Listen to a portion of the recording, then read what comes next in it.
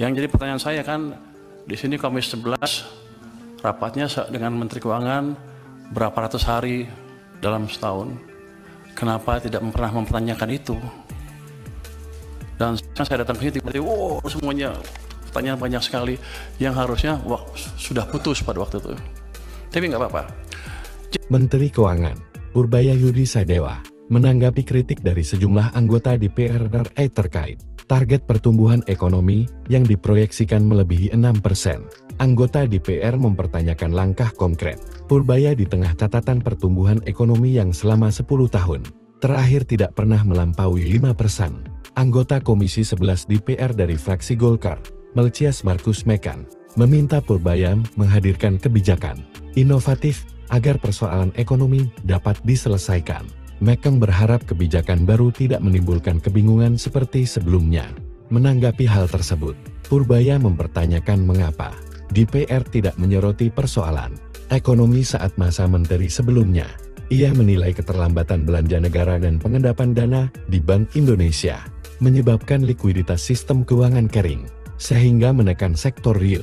Purbaya juga menyinggung demonstrasi besar pada akhir Agustus lalu, yang menurutnya merupakan akibat dari kebijakan fiskal dan moneter yang salah dan tekanan ekonomi berkepanjangan.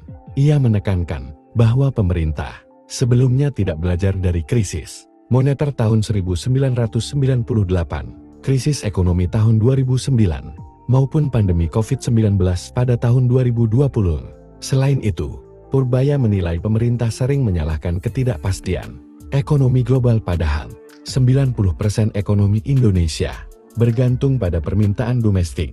Ia menyoroti kebijakan suku bunga tinggi pada tahun 1998 yang menghancurkan sektor real, serta langkah ekspansif pemerintah pada krisis tahun 2008-2009 yang mampu menjaga pertumbuhan.